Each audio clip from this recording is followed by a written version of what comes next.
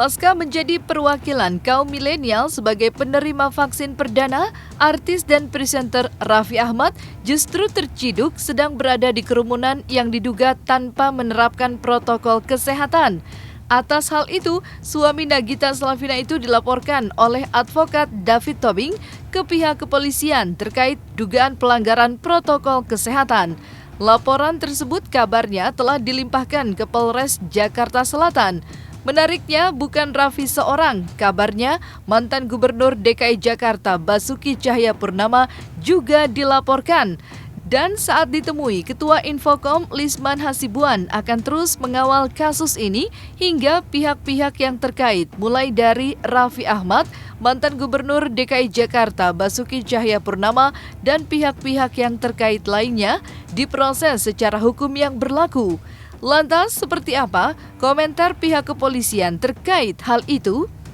Ya, hari ini saya ke Polres dalam rangka koordinasi yang diarahkan daripada Krimsus kemarin dari Polda Metro untuk ke Polres Selatan penanganan kasus terkait kerumunan kan yang melibatkan publik figur Raffi Ahmad dan ya pejabat elit yaitu saudara Ahok kan itu dan kawan-kawan yang lain.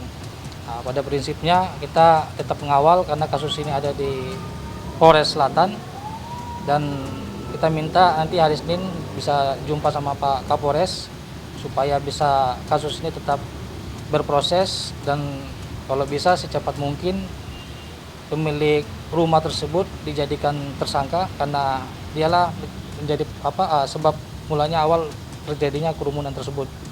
Pada prinsipnya karena proses berkas ini kan sudah diserahkan ke Polres Selatan. Jadi nggak perlu lagi laporan masyarakat lagi karena sudah ada kejadian. Berarti laporan itu emang nggak ada Bang ya? Iya, ini kan sudah istilahnya laporan TPA kan dari kepolisian sendiri sudah ada dan sekarang kan diproses di Polres Selatan juga. Nah, tinggal kita mengawal sampai bagaimana kepolisian Polres Selatan bisa memanggil pihak-pihak terkait, terutama ya memanggil pemilik daripada kafe tersebut atau rumah yang dijadikan kafe dan Raffi Ahmad dan Ahok. Itu aja. Saya memang advokat yang selain menangani perkara-perkara korporasi, konsumen, dan banyak juga perkara publik. Artinya saya memang mengamati perkara-perkara publik. Dalam hal ini, khusus untuk penanganan COVID, khusus untuk vaksinasi, saya mengikuti siapa saja yang kemarin menjadi penerima vaksin pertama. Salah satunya Raffi. Dan saya betapa kagetnya ketika malamnya juga dia diberitakan berkumpul tanpa mengikuti protokol kesehatan. Nah, disitulah saya memikirkan untuk menggugat.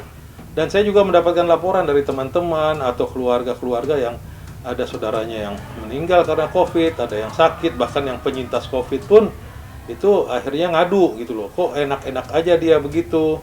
Padahal dia udah dipercaya oleh negara menjadi penerima vaksin pertama, dia udah diminta jadi influencer, artinya memberikan aura positif atau memberikan pesan positif, itu kan artinya malah sebaliknya gitu loh. Nah, ini yang membuat saya mengajukan gugatan. Baik, kami sampaikan dan kami jelaskan Polsek Mampang dan unsur 3 pilar ya, Kecamatan Mampang mengetahui adanya acara tersebut setelah memang pemberitaan viral. Kemudian kami menerima berita tersebut pukul 12.30 ya. Kemudian kami bersama tim gugus tugas ya hadir ke lokasi untuk melakukan cross check pengecekan di lokasi. Hadir kami bersama unsur 3 pilar dari Satpol PP, kemudian dari unsur TNI, Koramil, dan unsur Polsek. Bahkan kemarin dari Polres Pak Kasat Intelkam juga hadir untuk ke lokasi bersama dengan Polres anggota yang lain. Kalau dari keterangan beberapa yang kami peroleh memang hanya sekitar 18 orang. Nanti bisa dihubungkan juga dengan video yang viral tersebut. Sebenarnya pemilik rumah itu sudah kami lakukan interogasi di tempat kemarin. Tinggal sekarang untuk penjadwalan untuk dilakukan undangan klarifikasi nanti, tapi setelah Satpam lingkungan maupun yang Satpam pemilik rumah.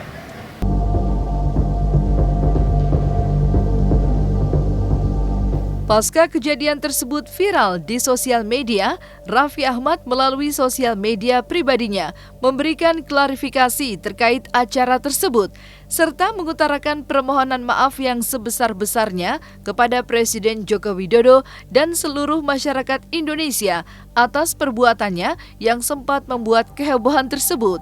Permintaan maaf Raffi di sosial media tersebut justru dianggap tak serius oleh penggugat. Maka dari itu, suami Nagita Slavina ini pun dilaporkan ke Pengadilan Negeri Depok dengan pasal perbuatan melawan hukum. Sang penggugat juga menuntut Raffi untuk tidak keluar rumah selama 30 hari, serta secara serius meminta maaf lewat 7 media cetak dan media elektronik. Melawan hukum itu bukan berarti hanya melawan atau bertentangan dengan peraturan perundangan. Melawan hukum itu juga melawan kepatutan, kepantasan, dan kehati-hatian. Sebagai pihak yang diminta untuk memberikan, menginfluence masyarakat sesuatu yang positif terhadap vaksinasi, dia melakukan hal sebaliknya. Dia itu tidak patut menjadi duta, dia juga tidak patut, tidak hati-hati dalam melangkah, dalam bergaul, dalam berkerumun, bersosialisasi. Padahal dia udah dijadikan duta istilahnya. Nah ini yang melawan hukumnya, dan untuk itu memang di dalam permintaan saya kepada hakim melarang Raffi untuk keluar dari rumah selama 30 hari sejak vaksin kedua. Karena kan dia udah vaksin pertama, dia harus mendapatkan vaksin kedua, tapi itu kita minta ke hakim supaya dilarang. Dan terakhir memang supaya dia lebih serius meminta maaf, karena yang kami lihat di Instagramnya kok meminta maaf sambil riang gembira, itu kan menyinggung perasaan orang banyak gitu ya, terutama yang pernah kena COVID atau keluarganya korban COVID. Kami minta 7 koran setengah halaman dan di televisi 7 televisi dan di Instagram atau sosial media miliknya dia. Ya kalau permintaan maaf sebagai manusia biasa tetap kita maafin, ya kan. Tetapi kan proses hukum ya mudah-mudahan bisa berjalan. Terutama pemilik kafe, dia harus dijadikan tersangka karena kan informasinya kafe tersebut adalah ilegal, pertemuan tersebut. Tidak ada pemberitahuan juga dari ke pihak pemerintah maupun di tingkat kepolisian. Nah, informasi yang kami terima itu kan sebuah rumah didesain seperti kafe, hanya persoalannya kan penempatan dan pemakaiannya kan, apalagi dia mengundang para artis, para elit, minum ya mungkin semacam kafe lah kan itu. Tapi kan kenapa harus dipublikasikan dan terjadi ya sampai saat ini udah kegaduhan publik kan itu terkait dengan kehadiran Raffi Ahmad.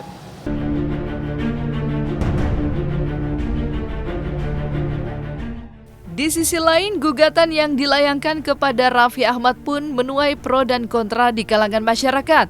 Bahkan sebagian masyarakat menilai upaya yang dilaporkan pelapor semata hanya pansos alias panjat sosial. Menanggapi hal tersebut, Lisman Hasibuan pun tak ingin ambil pusing. Pasalnya, perbuatan yang dilakukan Raffi bisa menimbulkan dampak yang buruk di tengah masyarakat terkait langkah pemerintah yang meyakinkan masyarakat untuk melakukan vaksinasi. Kita ngapain jadi pansos kan itu?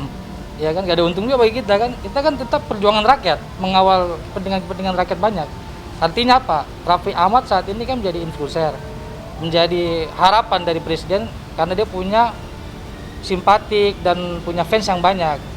Kalau dia habis vaksin dia istirahat kan lebih bagus. Malah ini datang hura-hura bersama teman-teman, dia menunjukkan foto tanpa masker lagi. Nanti kan ditiru rakyat gimana? Habis vaksin buka masker, jalan merasa hebat kan itu, merasa imunnya kuat. Nah, ini kan salah tafsir nanti masyarakat. Karena apa? Karena saat ini kita perlu mengawal kasus ini. Raffi Ahmad itu kan dia influencer gitu, yang menjadi perhatian publik, yang menjadi contoh, yang dipakai sama Presiden Republik Indonesia. Tetapi setelah dia divaksin, dia buat pertemuan ya semacam hura-hura yang mengakibatkan banyak rakyat Indonesia kecewa kan itu. Nah, kenapa kita sesalkan juga kenapa Presiden bisa memilih Raffi Ahmad, kan masih banyak macam Deddy Corbuzier, ada Syahrini kan itu. Mereka yang bisa lebih bagus lagi, tapi ya kejadiannya sudah begini kan itu. Jadi saya koordinasi sama piket reskrim, nanti saya diarahkan mungkin hari Senin bisa ketemu Kasat Reskrim atau Kapolres, karena kan semua keputusan ada di pimpinan dan mereka kan nggak bisa menjawab semua. Alhamdulillah, tapi kasus ini sudah ada di Polres Selatan. Sekarang kita tantang, Polres Selatan berani nggak memanggil Raffi Ahmad dan Ahok? Ya kan kita tunjukkan sama publik ya itu. Saya lihat adilnya lah.